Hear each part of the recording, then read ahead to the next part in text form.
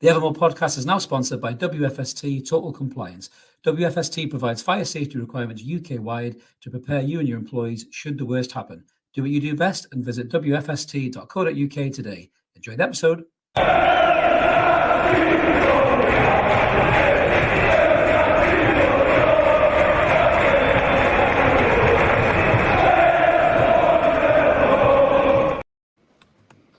Good evening, everyone. Welcome back to the Evermore YouTube channel. It's Monday night. Yes, after a week off, me and Mark are back. We're asking that question that we ask most Mondays, unless my work gets in the way.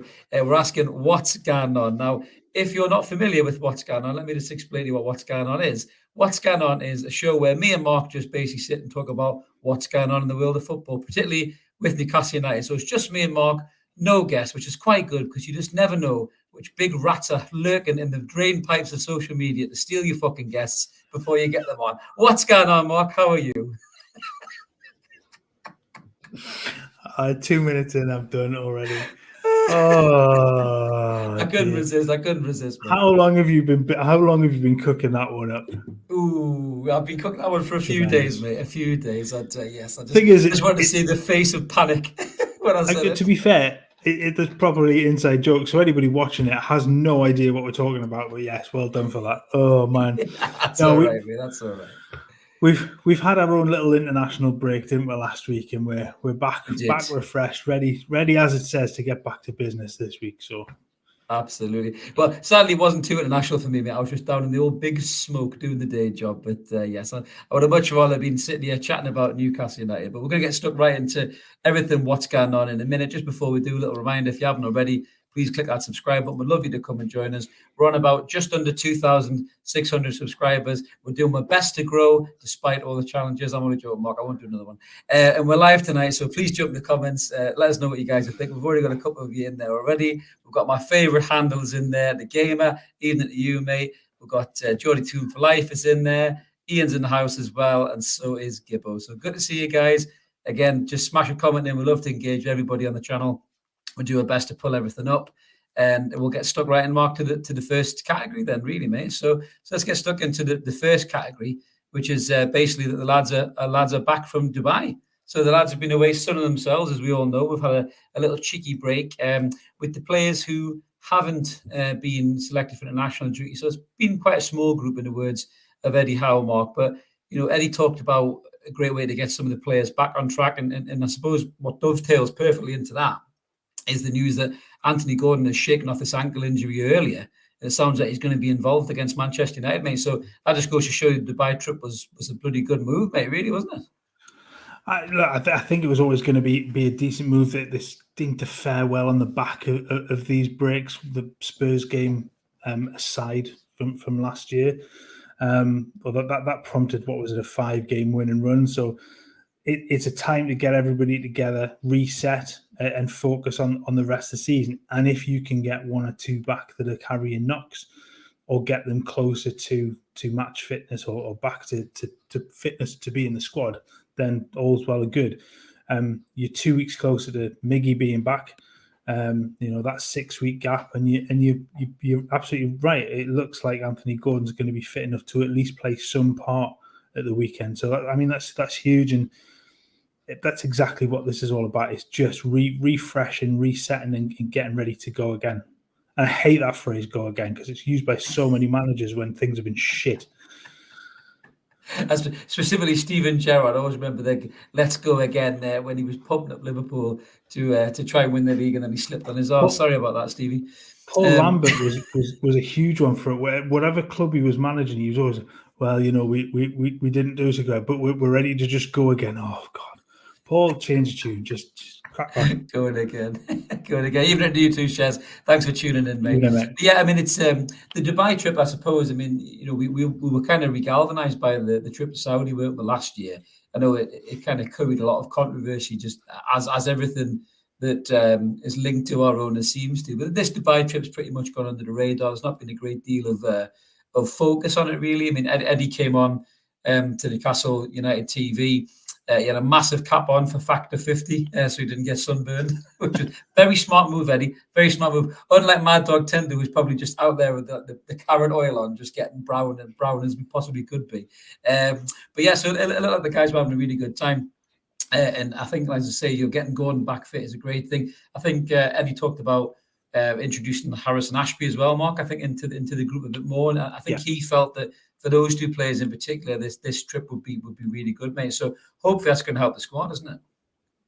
Yeah, absolutely. Like as I said, it's all about just hitting almost the reset button and just getting on now for the rest of the season. But do you know what I found really interesting is that the lack of coverage of it, the lack of intrusion by media. There's been no. If you look at things like Getty Images, for example, there's no photographs. There's no photographers been with them in the ground other than their own. And I think you've seen in previous tours where there's probably been a media presence. There's been the photographers. There's been people in the way. And I think from this time, it's kind of looked like they've shut themselves off from everything else and just gone for it's just us now. It's us. Almost that siege mentality now of it's us against the world. So I think that was good to see, just to see them not get any sort of interaction from the outside world almost. Yeah, absolutely. It's a good job Matty Longstaff's injured, bless him. Could you imagine him and Natty? He'd be in some serious fucking bother, would he not? You just have to wrap him up in some kind of big bubble, I think. Him and I don't know how Sean fed, mind you, because he's a bit factor 50 as well as old Sean, isn't he, mate? So hopefully he's not come back in an urn as Sean Longstaff. He's running around. I think he's running around with an umbrella over him at all times. He's just got a pure in-betweeners tan like t-shirt, just white marks from where the trading top was. Bless him. I can't laugh. I burn like a fucking crisp short as well, so don't worry about that, mate. Mark Ian's in the comments, get me teeth right. Yeah, he agrees with you. Been very low-key. I think Eddie's put his foot down and said no to the distractions, but we'll kind of come on to a little bit of the intrusion, if you will, behind the scenes, with the club and everything. But I think, as you say, Mark, it's Eddie's probably done a really good job there. He scouted it out. He shut the whole camp off. He wants everybody to kind of, be together as a close-knit unit. It's a shame we'll be missing some key players, and obviously those key players have obviously been in international duty, and thankfully the majority of them have come back unscathed. Mark, I mean the big ones really is Trippier. Obviously, Trippier didn't really feature for England. England did really well. 2 really good results. Fantastic for Harry Kane.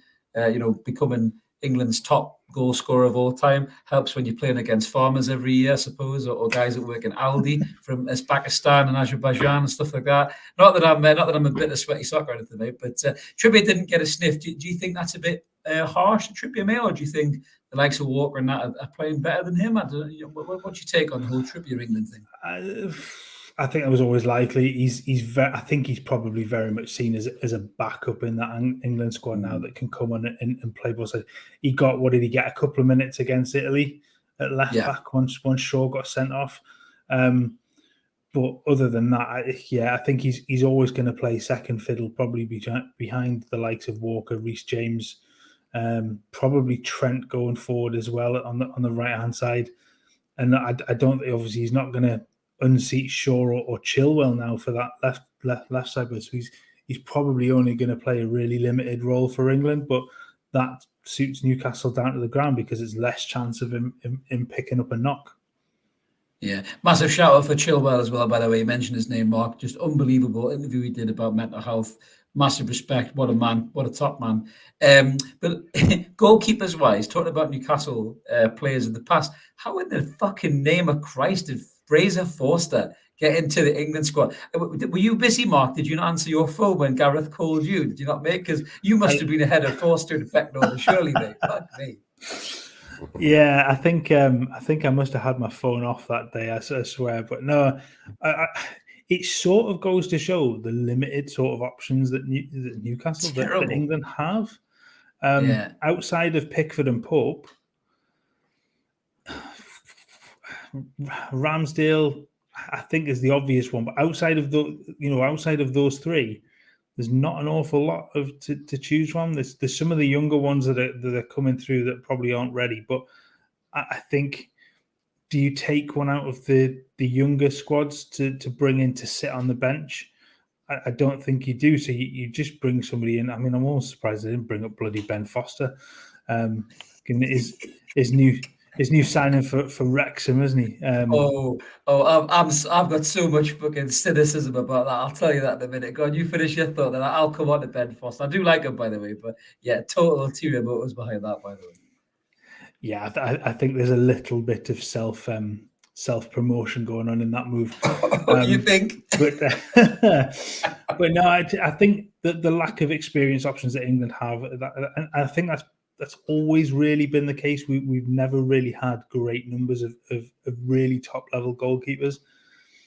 I think we have three now. Too many foreign imports, do you think? Why do you think that is? Not to make you sound like Nigel Farage, who was up in Newcastle this week, by the way, which we'll come on to in a minute. But do you think it's too many foreign imports? Yeah, it's an easy argument to have, isn't it? Yeah. You can always say that there are too many. There's too many foreigners. God, sound like a gammon. But it's an easy option for clubs. It's a cheaper option for clubs because you know about the English tax on players. But I genuinely think when you look at English goalkeepers, they're not given a chance early enough. When they're younger, if you look at the likes of Donnarumma, was a mainstay. I know he's an exceptional goalkeeper, so he's probably the complete top end of the scale. But him, Casillas was another one. When they're 16, 17, they play in the first team. There's not even a thought of letting them out. They are good enough to go play them. We have such a reluctance in this country to play our young goalkeepers and let them learn. They end up shipped off to League Two, League One clubs, and that's not in itself a massively bad thing, but they're learning a different style of football at that point. And when they come back, they're not equipped to play Premier League football. I think we saw a lot of that with what's his name, Freddie Woodman. When Woodman was a younger goalkeeper, I thought he was exceptional, and he needed that chance. It's really difficult in that kind of place to bring somebody like that into the team. And I get the obvious thing to then go, well, we'll send him on loan somewhere. And he looked good at times when he went out on loan early on, but he never really got the chance until too late. And by then, he'd sort of unlearned things that he'd picked up when he was younger. And that level that he had, he never sort of got to it again. But I do think when we find these goalkeepers at a young age, we need to play them. We need to take a chance on them and just go, look, put you in the team and let's show me what you've got. It's yours. It's your position to lose now. You go and do it. Other countries do it. Why the hell we don't? I've never understood it. Yeah, it's possibly a bit to do with the coaching as well. To be fair, I think with the goalkeepers, the goalkeeper for a long time was a very neglected position, wasn't it? Whereas now, the goalkeepers are a lot more focused, in terms of using their feet and stuff like that, and they're almost part of the back five. Well, they are part of the back five in terms of they get the ball to play with it, the pick passes out. They're very much relied upon to take touches. Carl's saying there, Darlow's another example. Darlow's a great shot stopper, but he's not a modern day keeper. He's been taught in the old goalkeeper ways, isn't he? Whereas, yeah, you're right, Mark. I think, being a keeper yourself, I think that the world of goalkeeping is changing, and I think there's obviously a bit of work needs to be done behind the scenes at the club. And I think we've just appointed a couple of guys, haven't we, back in the back of house for the youth development, which I think will be key. Because didn't we get battered off the Mackham something daft like 7-1? 7-1, 7-2. Atrocious, man. Atrocious. Yeah. I mean, it's talking about goalkeepers. Yeah, the world of a goalkeeper has massively changed. Gone are the days. I mean, I remember you as a goalkeeper, you went and trained on your own. You 3 goalkeepers in the blasting squad, balls at your head. Yeah. And you just went and trained on your own. You had it maybe as a coach pinging crosses into you, while the other goalkeeper challenged you for the ball in the air. And that was it. You did some handling drills. You did none of the stuff we see now. You didn't have any of the I want to say technology, but even things like putting a fishnet across the ground and hitting the ball over it so it ricochets off at different angles. We had none of that. We didn't really do anything like that. But if you go back, God, I'm going to say we go back 20 odd years. We didn't. We got shoved on our own and just left to get on with it. We weren't involved in the rest of the team. So when you're playing the balls out from the back, it's really difficult to get that kind of synchronization between everybody because you've never done it. You only do it in a game, so you don't know what the guys have been training on when you come to play a game because you've not been part of it, and that's a huge change over the last sort of 15 years or so. Is bringing the goalkeepers in as part of the team, part of that passing network, and how many of them do we see now? The biggest thing that everybody talks about now with goalkeepers is how good they are with their feet, and it's that the world has changed in that regard. It's a cracker there from Johnny Toon for life. My ex-wife was a good keeper back in the day. She kept my house and the furniture. Absolute belter, mate. I was just going to say about the keepers of the old-fashioned era in the Premier League. I think the only time the balls were hitting fishnet stockings was probably the bird wearing them. They were paying that by the hour, probably back in the day, mate. I reckon the old keepers from the 90s and the 80s, mate. I couldn't resist that one. I couldn't resist. We're getting taken off air at this rate. We're getting taken off there. But I think Ian made a good point earlier on. Actually, I'm just trying to find the comment. Obviously, our main man was in international duty tonight, and Ian was shitting himself that Isak would get injured. I watched a little bit of it. He broke through early on in the game, and to be fair, I thought he was going to score, and fucking hell, it was a brilliant tackle by the defender. I think the lad done himself in getting to Isak because he just put the burners on. But he played, I think, 71 minutes. Sweden won 5-0. He didn't score, but he had a hand in a goal. But it was just good to see Isak come back unscathed, mate, because, God, we need him for the running, to this top 4 position, mate, don't we? Yeah, I think of everybody, him and Tripp, and I think Tripp's was always going to be the one that probably we knew would sit out. But I think I think against Belgium, I don't think Isak had a particularly good game, but then I don't think Sweden had a particularly good game, and they're up against a pretty beaten comfortably, weren't they? Side, yeah. He played what did he? When did he come off against Belgium?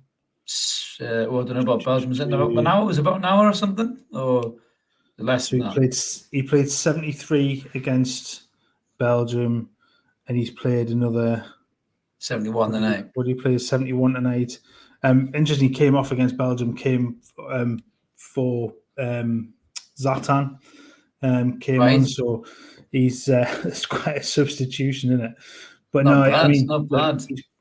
He's played 2 hours of football. That'll do him. It'll help him. That'll do him the wonders of good. Obviously, in his way of coming back into playing full 90 minutes, because obviously what Eddie said before, but I'm not quite being ready to play a full 90. That'll help him. He comes away injury free, and that's what you want, especially with the form he's been in for the club. Absolutely, mate. It's great to see, and as you say, that'll definitely help him get his sharpness even better. Coming back to the Premier League. Little shout out for Garang Kual as well, mate. He scored for Australia. He's not getting a sniff at Hearts, but he found the back of the net from massively far out, didn't he? Sensational finish from half a yard. What a finish! Well, the thing was, he sort of clipped it, didn't he? And it sort of went up, and you thought, "Oh, if you messed this," and it sort of drifted into the goal. Just kind of drift. There's a horrible moment where you go, "If you miss this," I mean, he's literally on the line. And you just thought, you can't, but he scores again. Yeah. But look, he looks very good in an Australia shirt. He really does. He looks sharp. He looks sharp, doesn't he? He looks dynamic. He gets in good positions, which is a good sign for an attacker. I mean, his performance in the World Cup was good. He looked very, very good when he had that sort of cameo bit against Argentina. Was really unlucky not to have scored. And he's got a bright future ahead of him. I think that sort of game suits him. I'm not just so sure the SPL suits him at the moment, but he said himself, and I think we talked on it last week in the Evermore pod, that he's getting there. He says that he's getting to grips with the physicality of the league, and he feels that he's getting fitter and stronger. Yeah. And look, it is a completely different style again. And if you're not playing Rangers and Celtic, there's a lot of, for want of a better phrase, hod carriers in that. There's a lot of like industrial sort of football that goes on, and I'm trying not to be too harsh on it, but it's not the best standard of football in the world, especially when you come up against the smaller teams, and some of them will just kick lumps it's proper old school football at times, but you don't mind that to a point.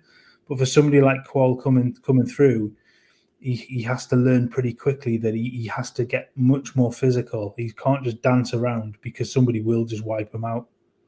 Yeah, I mean, we had success, didn't we, a few years back when Sean Longstaff and Dummett went up to Kilmarnock, and they had a good run there, but obviously didn't work for Matty and Aberdeen, did it? So we've kind of had a little bit of up and downs with loaning players to the SPL. Hopefully, Qual will get a bit toughened up and he'll come back and he'll be ready for some of that physicality in the Premier League along with his pace and his quality, mate. But got to give it what's that? Shite's the word you're looking for, Mark. Yeah, I think he was skating around the edge of the rink there. Trying to be diplomatic.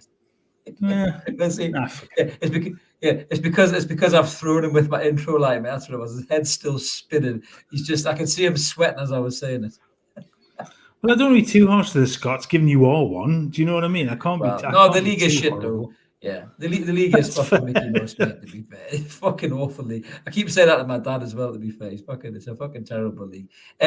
Got to give an honourable shout out, mate. He no longer plays for us, but what a fucking debut for Joselu, mate, by the way, for Spain. Bloody hell.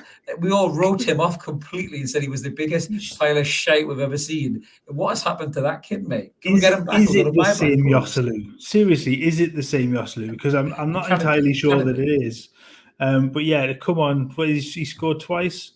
Yeah, fair play to you, man. He's properly taken his opportunity there, but we never saw that coming at all. Absolutely. I agree with you, Jody Toonfly. Maybe Forrest or half Scottish, they made the kick the fuck out of us in that game, mate. Absolutely. But no, massive shout out to Hossel. It was brilliant. Good to see Mikel Merino as well in the middle of the park for Spain. I'd love to have that kid back in. We're going to do a transfer show this Wednesday, Mark, aren't we? So maybe he'll crop up in the conversation. But yeah, I'd love to see Merino back at Newcastle because I think he was great when he was here. Then he kind of went off the boil a bit and he's just becoming a brilliant player. Josh Luchamp is going around Twitter. Makes me chuckle every time. Is that crazy bloke, Lee, with the pink pants on? He's got, I don't know if it's his real length or a fake one. He's got these pink disco pants on. I'm going to give you nightmares here, Mark. He's got pink disco pants on. And he's a bit like, the guy who tucks his knob between his legs and sounds the lambs and says he fucking puts the lotion on its skin. This weird guy singing this Joselu chant. Lee knows what I'm saying in the comments. He's got these weird tight disco pants on, and you can just see this silhouette of this python just hanging down the side of his leg. I don't know if it's fake or real, but fucking hell, it's stuff of nightmares, mate. It really is. Just to be fair, you do pick up on the strangest of things, Christopher. You really it's fucking, mate. It's frightening, honestly. Lee will tell you in the comments in a minute. It really is. He is the kind of guy that comes with a warning next to laptops or something like that. Just watch out for this guy. Scary stuff. But anyway, we'll move on to the next section, mate. So yeah, thank God that everybody come back totally unscathed. Swiftly moving on. Yeah. Swiftly moving on from pink pants and fake lengths. So just going on to what you mentioned there, Mark, about Eddie keeping everything under wraps. So obviously the announcement was weird. We did a little reaction video on it. I had some reservations about the Amazon documentary that's been announced. Haven't a chance to get your take really yet, mate, on camera. What is your take on it? Good or bad? What do you think? Yeah, I think it's a good thing. I think I guess the club try and control, they'll look to control the narrative a little bit, won't they, with it? So it's their story, it's their message that they want to put out, and it's not, it's not just the constant barrage that you get from elsewhere of, oh well, it's sports washing, oh well, it's this, oh well, they want to put out a positive message about their introduction to the club and what they're going to do and what the future holds and all that kind of stuff, and looking at what's going on in the background. I tend to think it'll be a good thing because I think it does open the door a little bit to the rest of the world to see what's going on and shine a good light on the club. I'd be fascinating. I'm definitely looking forward to watching it. But yeah, I can kind of get why people do have this reservation about it, because it, again, although I've said, it opens the door to people sort of seeing it, the good side of what's going on. It will open the door to people just barrage with comments again. But if you can work on the positive message that comes out of the club about the ownership and about what they're doing with the club, and that's the message. That has to be the message. It's a football club. It's not a political stance. It has to be about the football. It's got to be about the people in and around the club, the players, the staff, the fans, etc. That's what it has to be all about. Yeah, I mean, Carl's saying there it's a prequel to the main series that'll come off the back of it. Hopefully, it'll be us in Champions League success, Carl, hopefully, mate, and pushing for Premier League titles, etc. But I think, going back to the reservations that I had, Mark, I mean, you're right, it'll bring out the the truth seekers on the noble white steeds, like Oliver Holt, who will denigrate it before it even finishes its first episode, whilst simultaneously praising Man United for being bought by Qataris, probably. That's just the kind of shit bag that he is.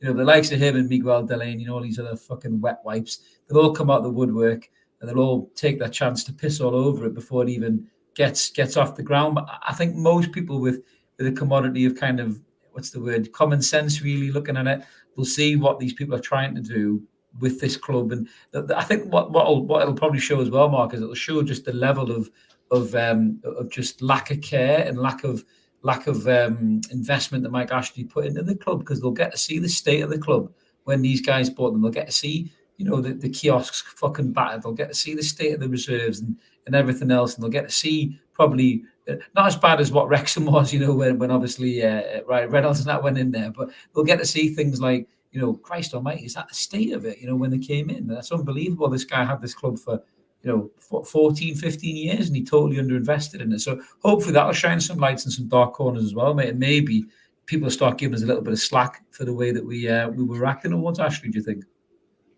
Yeah, I just think, look, I'm not sure the club was too far ahead of Wrexham in terms of facilities after we had the wheelie bins that left the club. Jesus, the fact that one of the first things I had to do was come in and paint things was a true indication of how low that he'd left things at the court. It was, the ground was a state. It's not crumbling, it's not falling apart, but Jesus, there was a lot that needed doing to it. Need some TLC, mate. Yeah. The training facilities are, I guess they're as good as they can be, but they're a joke in terms of where you want the club to go to. There's been no investment in what's gone on there at all. The fact that for 20, 30 years, the youth setup has been just an absolute shambles. There's been nothing to kind of call an academy, really. There's been no pride taken in it at all. Yeah. And that but you can see that from the state of the reserves getting smashed off Mackems, because they've always had a good scouting network in Middlesbrough, picking up a lot of the good young players from the schools, mate. We've been light years away from that for so long. And in Christ, I remember this at school, that when you talked about scouts coming to watch games, it was always Sunderland scouts. It's never always Sunderland and Middlesbrough scouts, never Newcastle scouts. And most of the kids that went anywhere went to Sunderland because they knew there was a better chance of them getting through that process. And that's a sad indictment of the club over that period of time. And that we've seen the starts at the start of that change, with the introduction, obviously, of Ashworth being there to build for that side of the club, the introduction of some of the new members of staff that they're bringing in around recruitment and around sort of the coaching and things like that. So that's great signs for the future. It's going to take some time, but that had to happen, and that had to happen pretty early on in this project.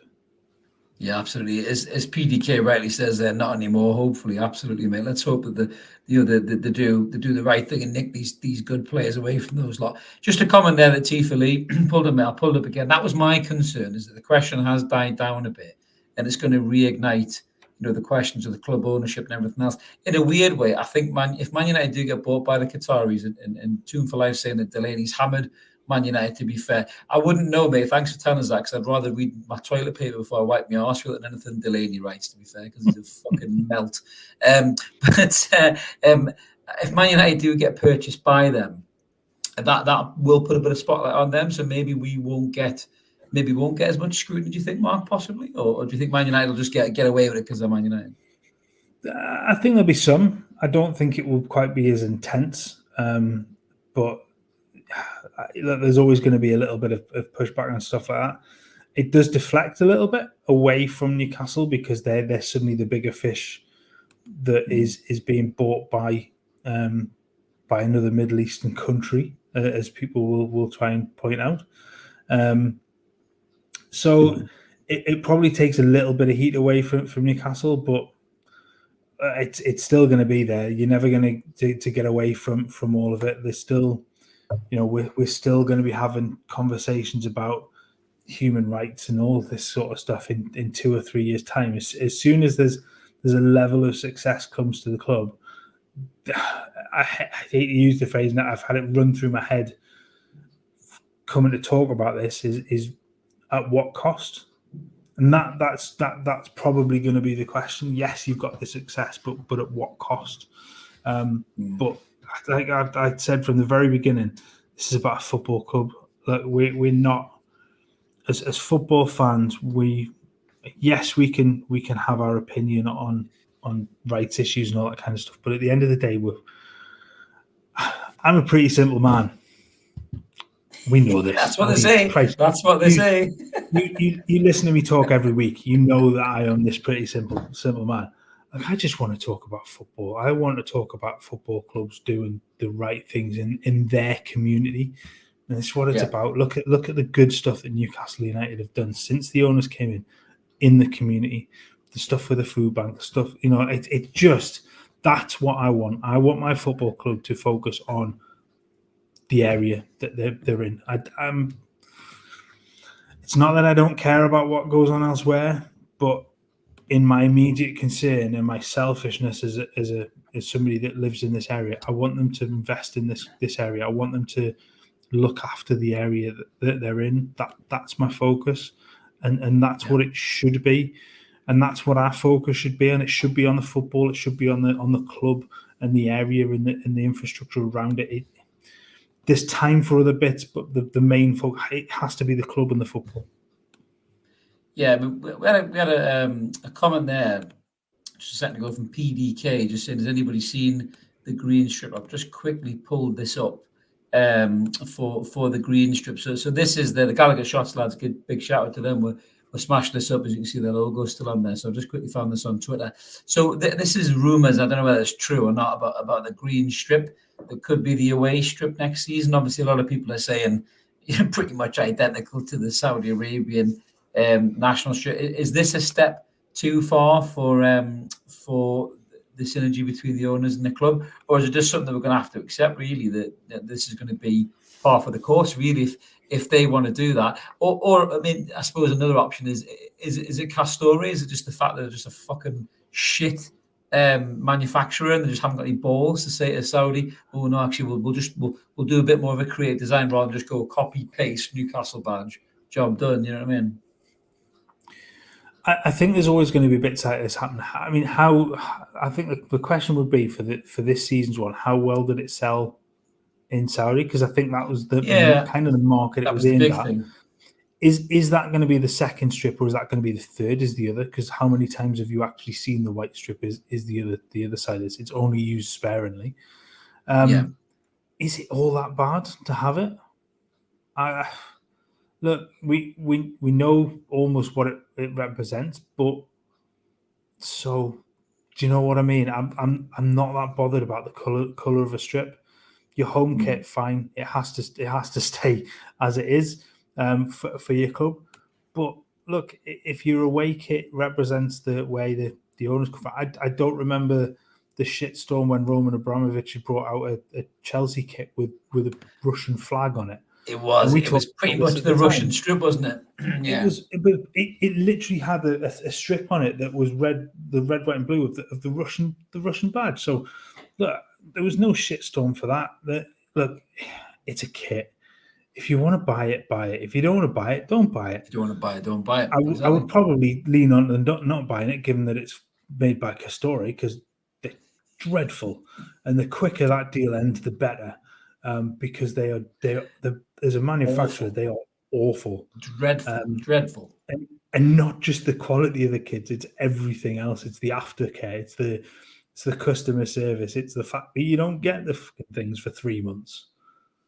It's about 95 quid for a jacket, which is like just rolled on with like some kind of fucking children's toy that you would get in Smiths for printing t-shirts or something. It's fucking abysmal. It really is.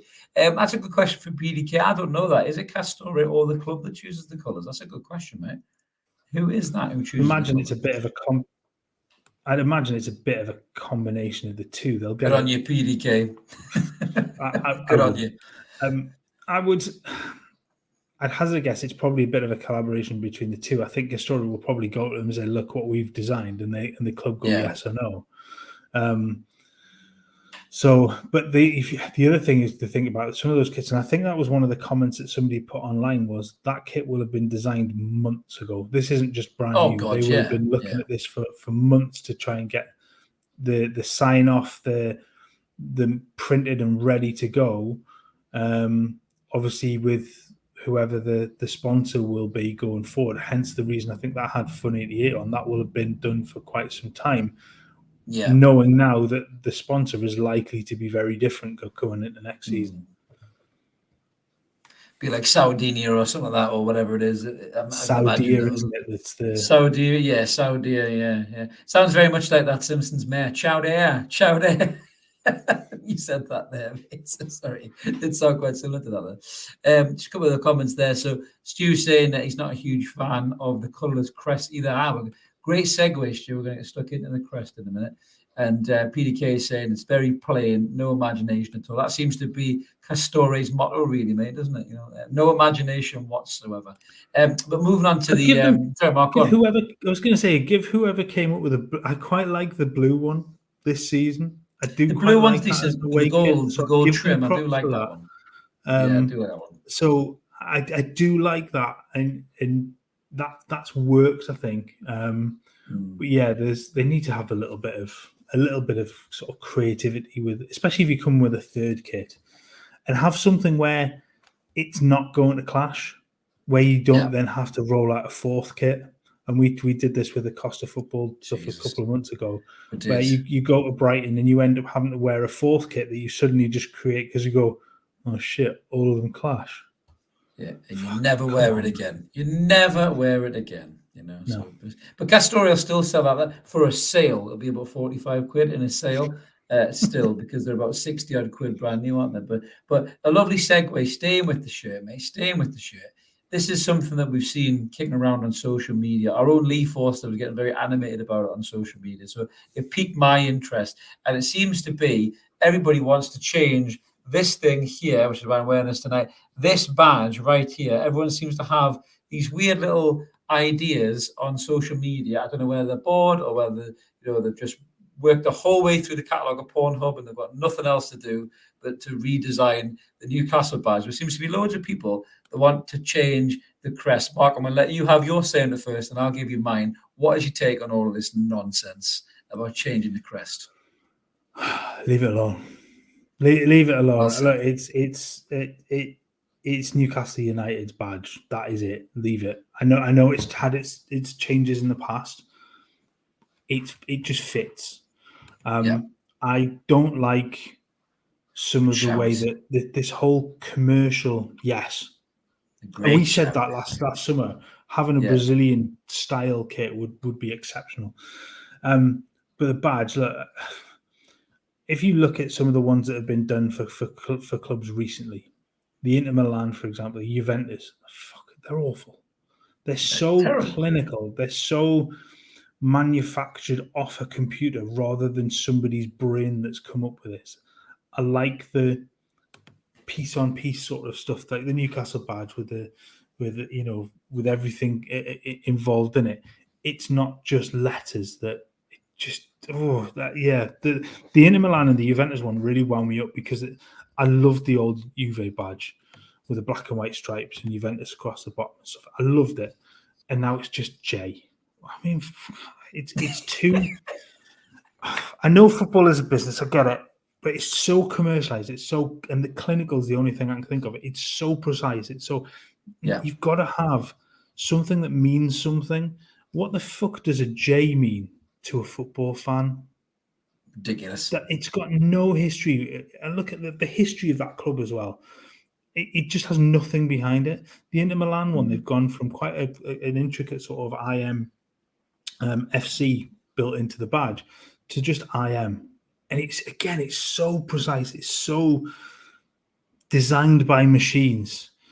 And I just don't like it. And soulless, you've seen isn't it? Soulless is what it is, absolutely. mate. Yeah. And there are other examples of that. But it needs to have history behind it. It needs to fit. And Newcastle's does. I think it works perfectly as a football badge for the club, for the area. That's what Teeth Lee. I totally agree with what he's saying there. I think this is the best badge we've ever had. I think it's absolutely fantastic. I think there've been some PDK's. The 80s one that you mentioned there like in his handle. That was a good badge. It was. I think it fitted the time. Because people have been saying, "Well, bring that back." I don't think it fits the time. I think it fitted it's too retro, isn't it? Yeah, it's too retro. And the one before with the magpie on and stuff, I think that again very much fitted the age of which it came from. Newcastle's badge now is almost timeless. Like it hasn't aged at all. And it will just continue to look as good as it does now. It is by far my favorite of the badges, and it just doesn't need changed. I like the fact that the club have come out and said, look, if there was ever going to be any consideration, they would do massive consultation with the fans and stuff. But it doesn't need changing. It absolutely doesn't need changing. Yeah, well, a couple of guys have got the old badges and the handles there, so it's good to see him as comparisons. Yeah, the gamer says he loves that one. Yeah. And PDK asks, why seahorses though? That's a very good question. Is that something to do with the council? Because the seahorse is on top of the civic centre, isn't it? Is there something to do with that? It's a reminder that Newcastle is a seaport, apparently. Oh, have you just Googled that? Or are you that clever that you just came up with that? So if you go on the chase, you're going to get that right for like the two mythical seahorses shaded in green with gold manes, fins, and tails. A reminder that Newcastle is a seaport. The motto, just Latin, have fortiter. Just like playing Zelda. Magical seahorses, and you rambling. Yeah, that's it. It's. I mean, it had to have something to do with the sea, didn't it? We're not far off it. The gamer has saved you, I think, mate. Thanks. just read the game has saved you. Too late. Oh my God. Too late for Latin. What's that? Fortifia defending Fortiter? Can anyone speak Latin? Please come on and tell us how to pronounce that. Wasn't he a good centre half? Did he play for? I'm sure he played for Roma or something back in the day. Didn't he? But he's a good centre. Especially if you defend it. Name for defense. Exactly, mate. And he's a champion as well. I think Carl was saying earlier, he said if you look at the Liverpool badge, for example, he likes the way they have a badge for the shirt and the one for the trainer wear. That's not too bad. So if you have almost a couple of different badges for training and for the strips, because it's almost like the strips like the uniform, isn't it? And then the training gear would be something completely different. So I think I would advocate that. I don't think I'd have a problem with that, to be fair, if people are changing stuff around. And that falls into then the looking at then commercializing again the training kit and being able to then have a sponsor for the training kit as other clubs do. So you then can brand that a little bit differently to the way that the actual kit is. So your badge on your training kit may be a slight variation of what you have, but so long as the badge on the kit and the badge that is on the club does not change, that's the key thing. That has to stay. Yeah, I agree with you, Gibbo. My God, them Puma kits, if we get them with no badges, they are fucking awful, mate. You can't have them. Dreadful. Just like the bloody T-shirts from Mike Ashley's gaff. 2 and for Life saying it was shipbuilding back in the day, and the gamer is educating us again there. He's just saying it was adopted during the Civil War following the stubborn defence of the town against the Scots in 1644. Look, you learn something every day on the bloody Scots. On the Evermore YouTube channel, you learn something more every day. What a community we've got here. Si was saying he thought it was a throwback to the shipbuilding, and Tiefley again is saying that the seahorses come all the way from Roman times. That's a long fucking swim, mate. They must be tired by the time they get here. Sorry, mate. That's a proper dad joke. That. So that's us. That's us on the badges. I'm proper on the dad jokes tonight, mate. But yeah. So for me, I say leave this badge alone. This badge is absolutely tremendous. Best badge we've ever had, I think. Leave it be. And it. Go on. I was just going to say, can I just point out the irony that we're talking about leaving the badge alone, and I've got the black, the white only version on the background for this. Oops. Well, that's just because you were doing some fancy designs, mate. So don't worry about that, mate. Don't worry about that. But yeah, so moving slightly on to the ground, mate, to the stadium. There has been some announcements today. Some of the boys mentioned it earlier on there. Safe standing has been confirmed, Mark, hasn't it, at the ground? So you got a little bit of a blurb there from the club if you want to pull that Can up. I just say first off, hallelujah, that thank God for it, yeah. Prevailed because look, because Ashley's fucked off. We talked about this again. This is probably going back to our slide rule pass days, where we talked about the introduction of slide rule pass. Jesus Christ, the introduction of safe standing into the Premier League, and it was always going to happen. And I get the worries that come from people that have maybe been involved in issues in the past. We've all seen what happened in the past with Hillsborough and what have you. Yeah, but times have changed massively. We're living in an era of all-seater stadia. We live in an era where there's no cages. There's no. I mean, the Premier League in England, there's no nets. There's nothing there. You still get the nets around the grounds in European games and stuff like that. But it's open. Safe standing has been done across Europe, and it works really, really well. There's a reason it's called safe standing. It's not the old terrorist ideas. You're not going to suddenly be swept along in a wave of fans like you once were on the terraces. I mean, they were fucking terrifying as a kid because you just get lost. If a goal was scored, you'd end up 50, 60 feet away from where you started, turn around, and you've no idea who you were standing next to. But the whole point of these rail seats is that they're designed to keep it as is. You can get a few more people in, but safely. It's not packed. It's not going to be scenes of crushes and stuff like that. So sense prevails, I think, with this. I think they're right in doing it as a trial, see how it goes, because look, it's new to the English game. But yeah, it had to happen eventually, and I think it does add something. It will add something to it. Sorry, that's fucking superb. Truth for Life has definitely had his medicine tonight, man. That's absolutely brilliant. I'm cracking. How many Weetabix did you have this morning? Yeah. You're cracking the curlers out here, mate. Absolutely fantastic. Love that. But now you're right, Mark. Yeah, I think it's about time, really, isn't it? So I think there's going to be about 1,800 seats, I think, available in the. Is it the south? Is it the south stand? Yeah.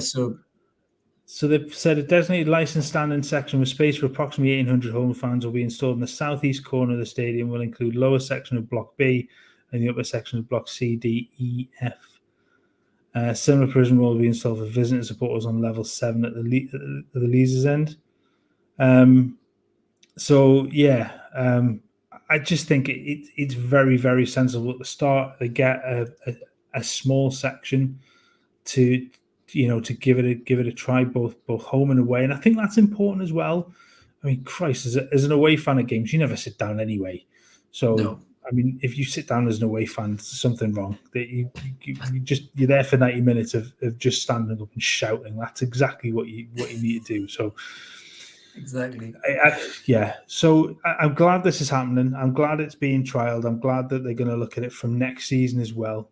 I think this is just a positive move. Yeah, the game is excited. It's in the corner. He's buzzing for that. I tell you what, though, standing after climbing them stairs at level 7, that's fucking sadistic. That is. That's like something out of the Saw movies, isn't it? Like, give somebody a seat there for the love of Christ. Do you know? It's bad enough. When I was at the Fulham game. I was at the very, very, very, very, very back of level 7. You and the Seagulls. Just when I thought I got to the top of the stairs, and I was like, I've got to go all the way up. Which row is it? No, you're at the back. Oh, okay, thanks. the kid that was sat 4 seats along from us was on crutches. Oh my God! Was that as he was halfway up level 7? He was okay when he started. He was on crutches, but then yeah, potentially, but he hadn't used the lift. I mean, yeah, props to the lad. He went down and he flew on those bloody things.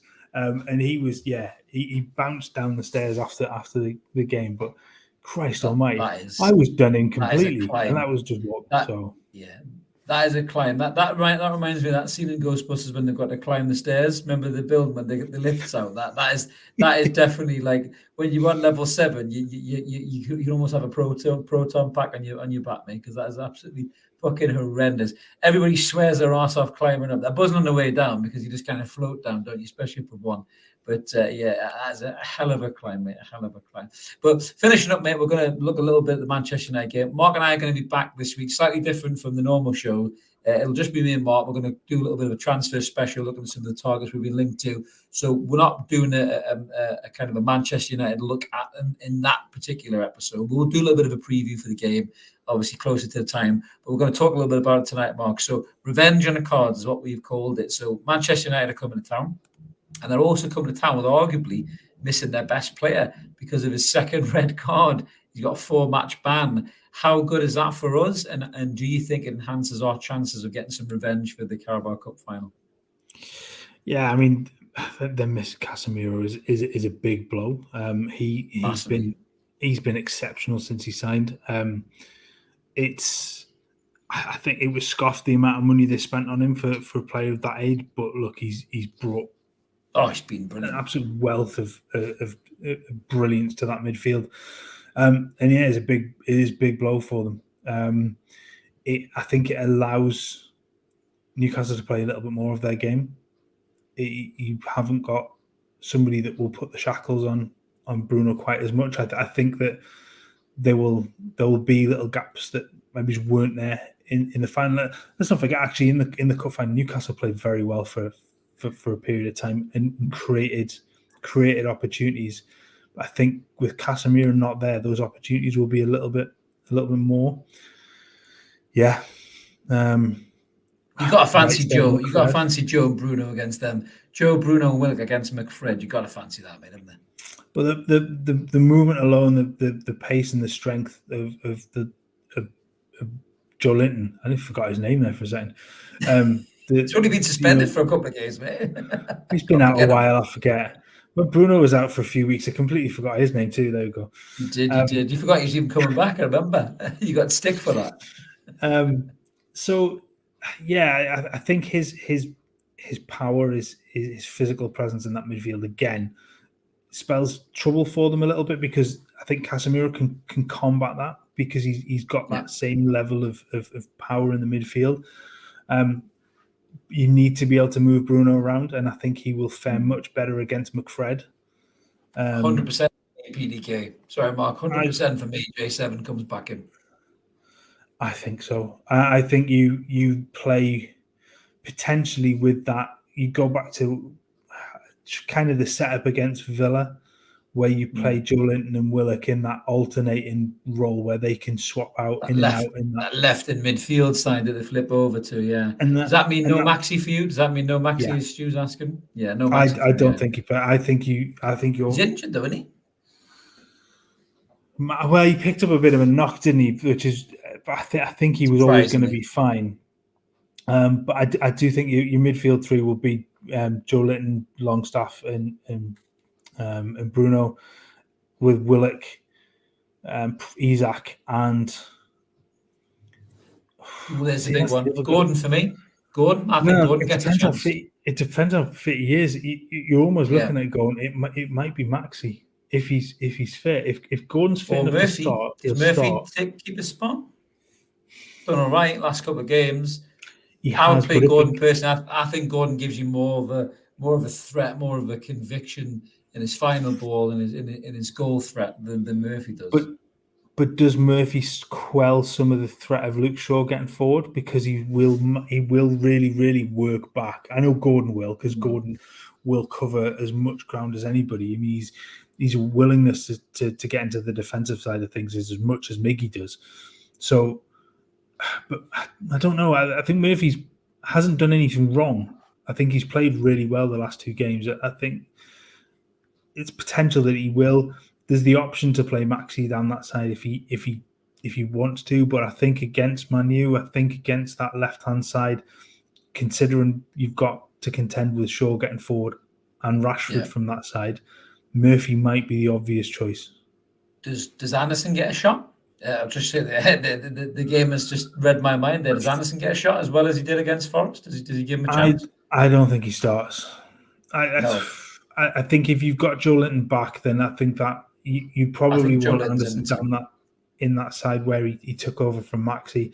I don't think he will. I think you'll have those 4 as with Joe Linton and Willock alternating in that midfield where they need to. And I think you go back to kind of almost back to basics with it because this is what worked so well before. But I think Murphy. I think we're right. I think Murphy does give you the better defensive option to kind of stack up against that left-hand side of Man United. Thanks, Jules. Really appreciate that comment as well. Thank you very much. Really nice of you to say. Thank you very much. Glad you're enjoying the content. PDK is saying that J7 Isaac Gordon for him. That's a good front 3, that though. I think I'd be more inclined to shove Joe Linton up to the front 3 and then have Willock, Bruno, and Longstaff in that midfield. I'll be then, like you say, you can alternate Willock and Joe Linton between the game, depending on how they go. And Tune for Life made a good point that the bench will be strong. I think if you've got Anderson on the bench, if you've got Maxi on the bench, you've got some impact players there that can cause a threat. When Man United maybe the legs are tiring, or maybe there's holes to be found in that particular time of the game. That's what we want. For so long now, certainly when you looked at the final as well, we had nothing off the bench except Isaac. Really, there was nothing there to change the game. But if Anderson can keep doing the kind of thing he was doing against Forest, mate, then he's going to be a good impact player as well, isn't he? Yeah, absolutely. And obviously, if Wilson's a little bit more sharp, a little bit sharper to come off the bench as well, then that can only be a good thing, because you're going to need to give Isaac some time out of the game. If things go well and you need to give him a break, great. You can. If you need to change things up, maybe go 2 up top, or play him in behind Wilson. We've talked about that before as a potential alternate strategy to try and change things up a little bit, like they did against Fulham. Funnily enough, won the game, didn't it? Yeah, and he does give you another option. And somebody, if he's fit, if he's ready to go off the bench for 20 minutes, it's another one. And suddenly the squad looks a little bit better than it did pre-Christmas, where you thought, well, 1 or 2 missing is a problem. They're all potentially 1 or 2 could be missing, and it's not so much of a big deal now, especially with Gordon coming back. I think Gordon missing was a big one because you didn't have Miggy, but Miggy being out isn't quite the big issue that you maybe would have seen before. Yeah, that's a lovely touch there. BT's just dropping a comment in there about Arsenal. Arsenal have confirmed that they're subsidising the cost of their tickets for the Newcastle game. In addition, their club are giving their supporters cost price coach travel at only £15 each. That's a good shout by Arsenal. Well played. That's brilliant, that, mate.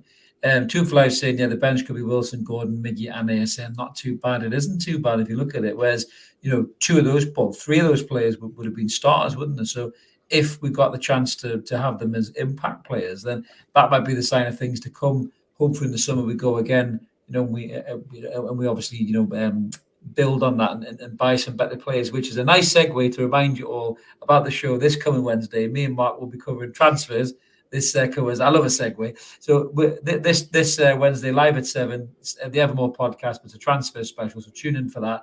Mark's been fired up his stat computer, so we've got loads of stats and loads of chats about players that have been linked, how we think they would fit into the team. We want you guys to jump in live as well and give us your take on the night. Throw a few names at us as well. Mark's going to have a few different things lined up in the background. We're going to look at some stats live as well. Mark, can't wait if someone throws a suggestion in there, and we'll just see what we think about that player and see whether they fit the hopefully the new look Newcastle United next season. Yeah, absolutely. It's we're getting to that stage now. We're into the final third. The transfer talk will take off. It really already has. So I thought we'd good time to look at some of the players in a little bit more, all to sort of in one pot rather than this sort of one little show. Have a look at some of the potential free transfers that are available as well, because there are some big names on that list. So we'll have a look at those. Very much a Football Manager favourite of mine, PDK. Exceptional. Lacks a little bit of pace, if I'm honest with you, on the game. But yeah, he does score a fair few goals. But he's at Atlanta. So is the route of Miggy? He came through that route, didn't he? Yes, he did from Atlanta over in MLS. Yes. Yeah. So he was the one that moved up almost in Miggy's place, sort of not quite straight away, but is an exceptional talent. And he's one is going to probably be one of the next ones to come to Europe and sort of hopefully do very, very well. If his form for my size on Football Manager, you think he'll score a bucket full of goals wherever he goes. Absolutely. Jury 2 for Life's pro, but it must be from the intro. He must have been scratching his brain all episode. Don't worry, mate. You'll find out in a couple of weeks who the special guest was. And it wasn't Darren Eales or Darren Eats PDK. Darren eats what? What does he eat, mate? I'd love to know. I'd love to know what Darren Eales eats. Hopefully it's not eels, because they're fucking disgusting. He said, please don't mention Scott McTominay. I don't think so. After my rant video, BT, about how he was nowhere near an upgrade on Sean Longstaff. But yes, make sure you guys come and join us. As I mentioned at the start as well, if you haven't, click that subscribe button. We'd love you to come and join us. And if you can, make sure you like this video as well. It really helps get around YouTube, helps the channel grow. Just quickly, Mark, before we do a match prediction, little prediction, mate. Manchester United, are we going to beat them or not? Or are we going to draw? What do you think? The week in it for that. I hadn't even contemplated doing that. Later in the week. I won't hold you to it. But what's your gut saying? Because if we beat them, we'll go ahead of them. I think 2-1 win. 2-1 win. I'm up for that as well. I'm going 2-1. PDK. Hey, Jules. Yeah, thank you. I think who did I say last time? I think against Forest I went Isak and Botman as the goal scorers.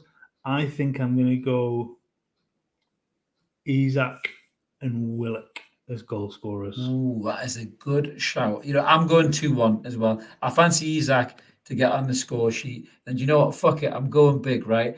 Elliot Anderson, 25-yard raker off the bar. There you go, 2-1. Home goal to make up for the Gallagher end. At the Gallagher end. Daylight robbery that he had. Daylight robbery.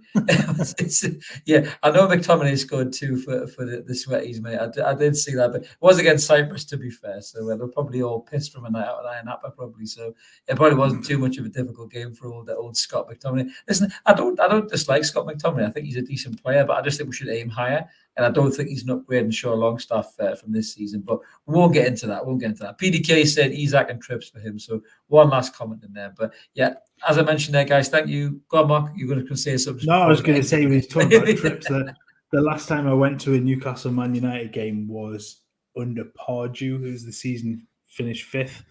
Oh, yes. And that was Kabai's free kick. Kabai, yeah. So Trips free kick from similar position. That would go down nicely for everybody. I tell you what, he wants to start putting him in before we sign Madison or Ward-Prowse. Tune in Wednesday, them two might be in the list there, so you never know, mate. He might be off free kicks next season. It doesn't get his finger up his arse. But as I mentioned there, guys, thank you so much to everybody who's tuned in and the comments. It always helps the episode flow. We love engaging with you guys. And keep it evermore. Like I say, come back Wednesday, live at 7. Mark and I will be back. Loads of transfer targets to go through. Love your thinking, Tune for Life. Had to throw that one up there. 5-0 would be sweet as a nut against those bastards at St. James's Park. But we'll be back on Wednesday night, Mark and I. We'll be chatting about all these transfer targets we'll be linked to, and hopefully some of the players that we'll be able to sign in the summer. But until then, guys, let's keep supporting that team of Core United, and we'll catch you later. Cheers, everyone. Take care, guys.